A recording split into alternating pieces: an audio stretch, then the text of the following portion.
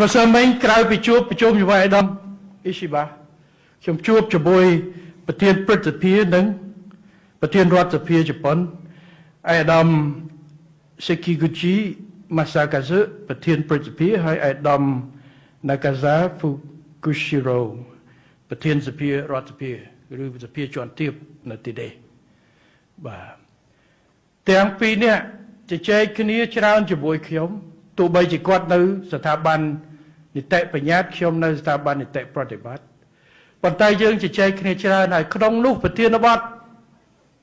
ដែលគាត់លើកច្រើនជាងគេគឺប្រធានបទឲ្យជួយតាក់ទាញវិនិយោគជប៉ុន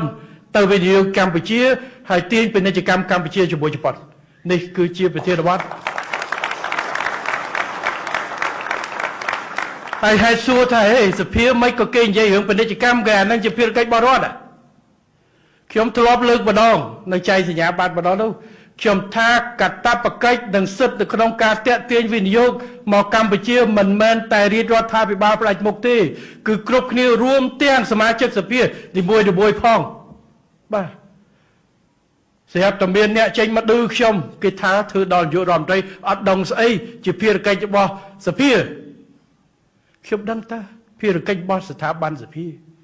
ប៉ុន្តែខ្ញុំនិយាយអំពីភារកិច្ចនិងសិទ្ធិរបស់សមាជិកសភាភារកិច្ចជួយបង្កើតច្បាប់ជួយអនុម័តថវិកាតាមដានការងាររបស់រដ្ឋាភិបាលដែលយើងមានខ្ញុំជឿនេះជាតួនាទីស្នូលរបស់ស្ថាប័នសមាជិកសភាម្នាក់ពាក់មួកពីរអញ្ចឹងបានសភាគេមានវ៉ាកងនិងចូលកងពាក្យថាវ៉ាកងនិងចូលកងនេះគឺពេលដែលសភាមកធ្វើការនៅក្នុងសភាឆ្លងអនុម័តច្បាប់ផ្សេងៗដល់ពេលវ៉ាកងគឺពេលដែលអ្នកឯងត្រូវដើរតួជាតំណាងរាស្ត្រទៅមណ្ឌលបោះឆ្នោតរបស់អ្នកឯងទៅធ្វើការបម្រើប្រជាពលរដ្ឋអានឹងគេហៅចឹងបាទដល់ពេលដែលខ្ញុំនិយាយថាហេកាលពីអស់លោកស្រីមួយចំនួនដែលស្រែករឿងការងារពេលដែលខ្លួននៅសមាជិកសភាអត់គិតជួយនៅក្នុងនឹងស្រាប់គេចេញមកថាយុរដ្ឋមន្ត្រីអត់ដឹងស្អីទៅភារកិច្ចរបស់សមាជិកសភាខ្ញុំថាខ្ញុំក៏ជាសមាជិកសភាដែរជាយុរដ្ឋមន្ត្រីខ្ញុំមិនមែននិយាយអត់មូលដ្ឋានទេក្នុងសភាវ៉ាកងធ្វើការងារនឹងស្នូលចោះត្រួតពិនិត្យការងារតាមដានរដ្ឋអនុម័តច្បាប់បាទស្នើច្បាប់ស្អីអូខេប៉ុន្តែពេលជាមួយគ្នាម្នាក់គេហៅថាតំណាងរាស្ត្រមែនទេតំណាងរាស្ត្របានន័យថាតំណាងអត្ថប្រយោជន៍របស់រាស្ត្រហើយជាពិសេសសភាដែលចេញពីមណ្ឌលណាគឺត្រូវស្ដាប់និងរកផលប្រយោជន៍ឲ្យប្រជាជនក្នុងមណ្ឌលនោះរួមទាំងការវិនិយោគសភាអាមេរិកសភាជប៉ុនទៅប្រទេសដែលគេវិនិយោគគេប្រកាសជាទៅតាក់ទាញវិនិយោគនៅក្រៅប្រទេសមកវិនិយោគនៅក្នុងមណ្ឌលរបស់គេដើម្បីបង្កើតការងារឲ្យប្រជាជនជប៉ុននៅក្នុងមណ្ឌលរបស់គេរឿងតែប៉ុណ្ណឹងចំពោះសមាជិកសភាដែលមានវិនិយោគិន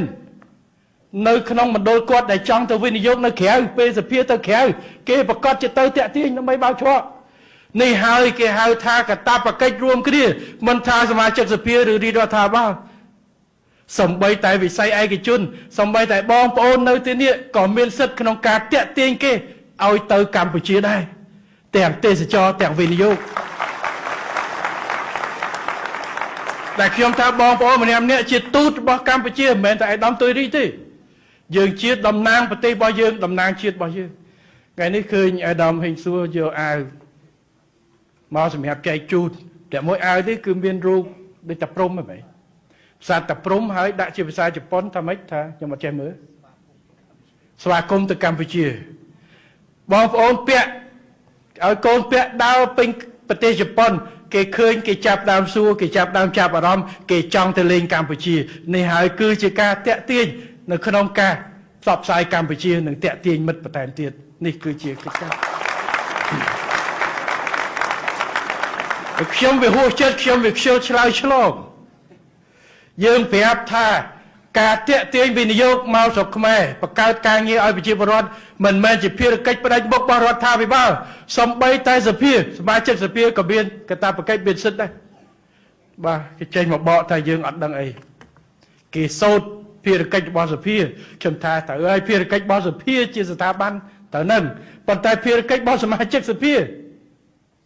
នឹងសិទ្ធិណែឯងធ្វើការគ្មានអីហាមមិនឲ្យនិយាយរឿងតាក់ទាញវិទ្យុគិតទេ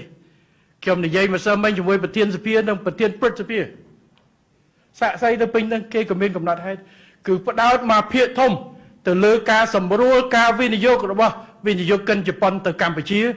និងព្យាយាមរកទំនាក់ទំនងវិនិយោគវិស័យឯកជនកម្ពុជាជប៉ុននេះគឺជាការពិត